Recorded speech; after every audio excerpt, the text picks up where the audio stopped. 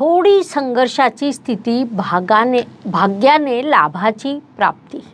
नमस्कार, मी Astroguru doctor ज्योती जोशी सर्व ज्योतिषप्रेमी व अभ्यासकांचं मनपूर्वक स्वागत करते। आपण नेहमीच ग्रहांच्या राशी परिवर्तनाचा अभ्यास करीत असतो। प्रत्येक राशीवर त्याचे होणारे परिणाम शास्त्रशुद्ध पद्धतीने समजून घेत असतो। त्यानुसार 30 ऑक्टोबर रोजी ज्योतिषशास्त्रानुसार एक मोठी घटना घडणार आहे, कारण या दिवशी राहू ग्रह राशी परिवर्तन करणार आहे। हे केवळ राहूचे राशी परिवर्तन नसून यामुळे गुरु आणि राहू या दोन ग्रहांची युती देखील समाप्त होणार आहे। त्यामुळेच हे परिवर्तन, ही घटना महत्त्वाची ठरणार आहे। या घटनेचे राशीनुसार होणारे परिणाम आपण समजून घेणार आहोत। त्यामध्ये आजच्या भागात आपण कुंभ राशीवर होणारे परिणाम समजून घेणार आहोत। तसंच या काळात करावयाचे विशेष उपाय देखील मी तुम्हाला व्हिडिओच्या शेवटी सांगणार आहे, म्हणून आजच्या भागाला शेवटपर्यंत बघायला विसरू नका। तसंच ही माहिती तुम्हाला आवडल्यास लाईक व शेअर नक्की करा, जेणेकरून ती इतरांपर्यंत देखील पोहोचू शकेल।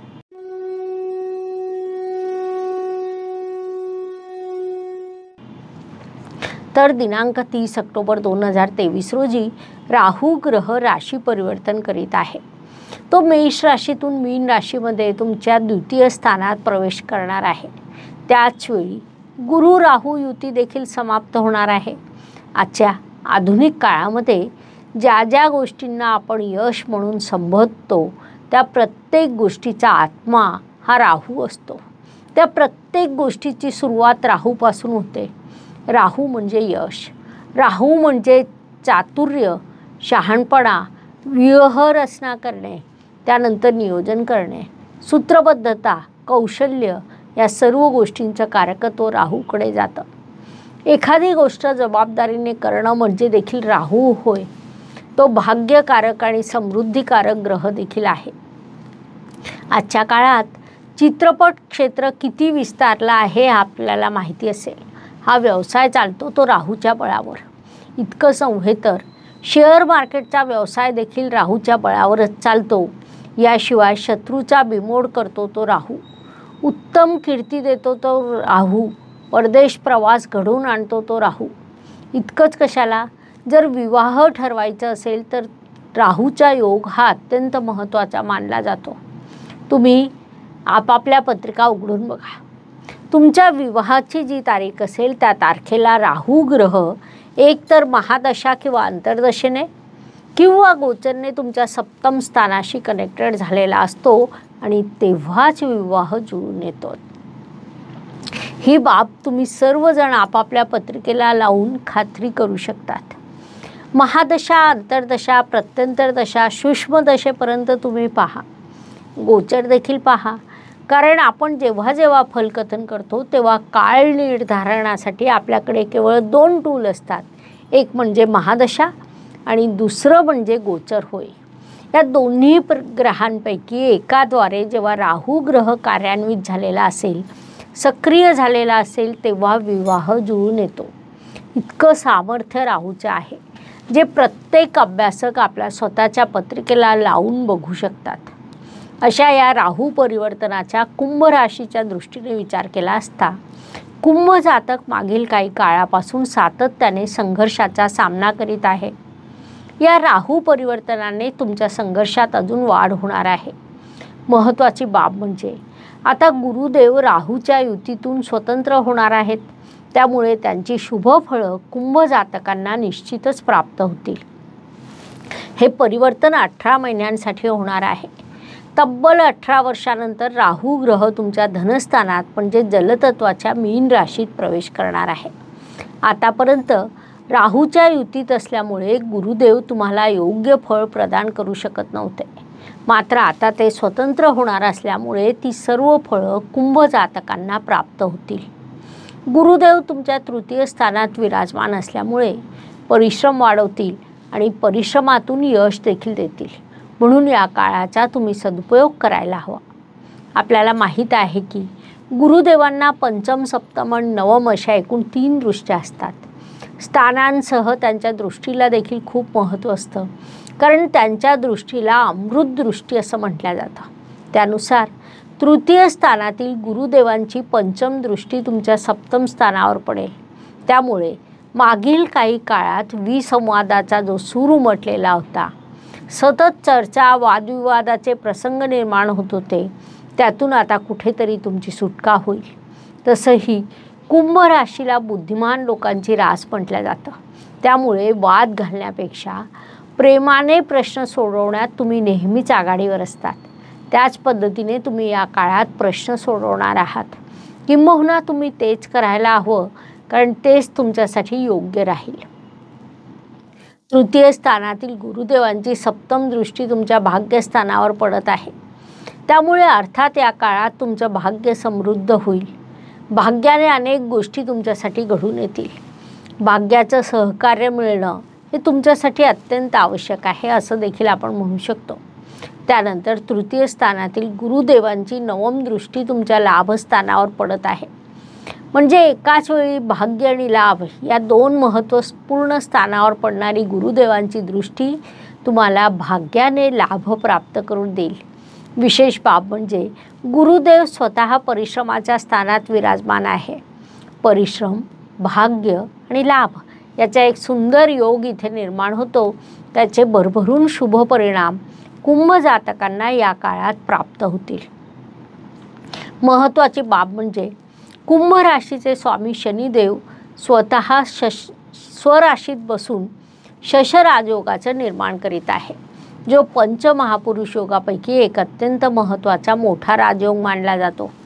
राशी स्वामी जर बळकट असेल, बलवान असेल, तर मनुष्य कोणत्याही संकटाला योग्य पद्धतीने उत्तरं देऊ शकतो, कोणत्याही समस्येवर मात करू शकतो.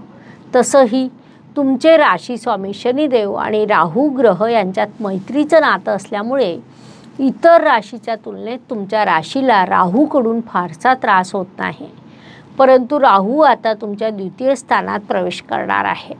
त्यामुळे कौटुंबिक ऐक्याला तडा जाणं, कुटुंबात कारण असताना नसताना देखील वादविवादाचे प्रसंग उभे राहणं, एखादा चांगलं काम करायला जावा आणि त्यात अपयश येऊन आर्थिक नुकसान होणं, यासारखे तुम्हाला राहूच्या या गोचरमधून परिणाम प्राप्त होऊ शकतात.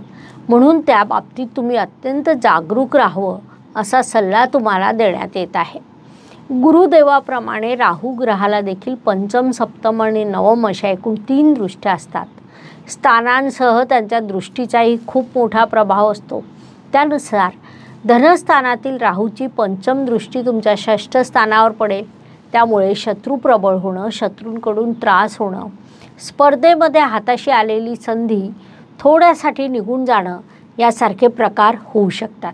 कोर्टात एखाद्या केसवर तुमचं कामकाज सुरू असेल, त्यात तुमचा पक्ष उचित असेल, तर कुठल्याही प्रकारची घाई न करता थोडी प्रतीक्षा करणं, पुढील तारखा मिळवण्यासाठी प्रयत्न करणं तुमच्यासाठी आवश्यक राहील. ही बाब लक्षात घ्या. एकंदरीत राहूचं हे गोचर तुमच्यासाठी कुठेतरी संघर्ष दर्शवित आहे. त्यानंतर धनस्थानातील राहूची सप्तम दृष्टी तुमच्या अष्टम स्थानावर पडेल. मुळात हे अडथळे अडचणीचं स्थान मानलं जातं. त्यावर असलेली राहूची दृष्टी नकारात्मकता वाढवण्याचं कार्य करेल. त्यातून तुमच्यासाठी अडथळे अडचणी वाढण्याचे संकेत निर्माण होतात. मात्र जसं मी अगोदर सांगितलं की राशी स्वामी जर बलवान असेल, तर कोणत्याही प्रश्नातून मार्ग काढण्याचं सामर्थ्य तुमच्यात निर्माण होतं. तसं ते सध्या कुंभ राशीकडे आहे. ही बाब तुम्ही प्रामुख्याने लक्षात घ्या. धनस्थानातील राहूची नवम दृष्टी तुमच्या कर्मस्थानावर पडेल. ही दृष्टी कुठेतरी शुभ फळ देणार आहे, कारण पत्रिकेतील कर्मस्थान हे राहूला विशेषत्वाने मानवतं. कर्मस्थानावर जेव्हा राहूची दृष्टी पडते, तेव्हा मनुष्य सुयोग्य कर्म करतो. त्याला त्यातून विविध मार्गांनी दीर्घकालीन लाभ देखील प्राप्त होतात, जे या काळात तुम्हाला प्राप्त होणार आहे. एकंदरीत कुंभ जातकांच्या दृष्टीने विचार केला असता राहूच्या युतीतून स्वतंत्र होणारे गुरुदेव तुम्हाला शुभ फळं प्रदान करतील. शश राजयोग निर्माण करणारे शनिदेव देखील तुम्हाला निश्चितच शुभ फळं देतील. तर धनस्थानात प्रवेश करणारा राहू ग्रह काही बाबतीत प्रश्न निर्माण करेल. मात्र आयुष्य म्हटलं की सुखदुःख येणार आहे. त्यातल्या त्या कठीण काळामध्ये तुमचे राशीस्वामी शनिदेव आणि गुरुसारखे 2 मोठे ग्रह आणि महत्त्वपूर्ण ग्रह तुम्हाला सहकार्य करणार असले तर राहूने निर्माण केलेल्या प्रश्नातून तुम्ही निश्चितच मार्ग काढाल, यशाच्या दिशेने वाटचाल कराल, ही बाब तुम्ही लक्षात घ्या. उपायांच्या दृष्टीने विचार केला असता ज्योतिषशास्त्रामध्ये छोटे छोटे काही उपाय सांगण्यात आले आहे, जे अगदी कोणीही सहज करू शकतो. उपाय छोटे असले तरी प्रभाव मोठा बघायला मिळतो, हे आपण दर महिन्याच्या राशी भविष्यामध्ये सांगतच असतो. या राहू परिवर्तनाच्या दृष्टीने विचार केला असता 30 ऑक्टोबरपासून पुढील 11 दिवस दररोज किमान 5 वेळा ओम राहवे नमः या राहूच्या बीजमंत्राचा जाप सर्व राशीच्या जातकांनी करावा. याशिवाय कुंभ राशीच्या जातकांसाठी मुंग्यांना खोबरं आणि साखर खाऊ घालण्याचा उपाय सुचवण्यात येत आहे. या उपायांचे तुम्हाला अत्यंत शुभ परिणाम प्राप्त होतील.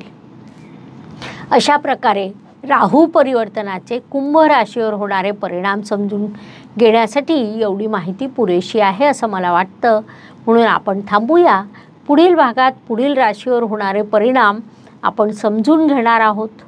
हा व्हिडिओ आवडल्यास त्याला लाईक, शेअर, सबस्क्राईब करायला विसरू नका. तसंच कमेंट बॉक्समध्ये हर हर ज्योतिष, घर घर ज्योतिष अवश्य लिहा. धन्यवाद. शुभम भवतु. जय ज्योतिष. नमस्कार.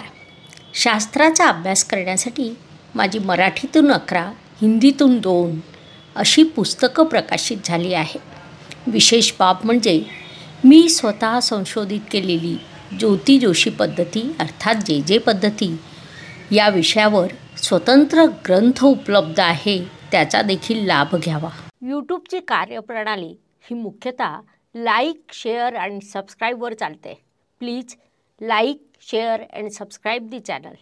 धन्यवाद. शुभम भवतु. जय ज्योतिष.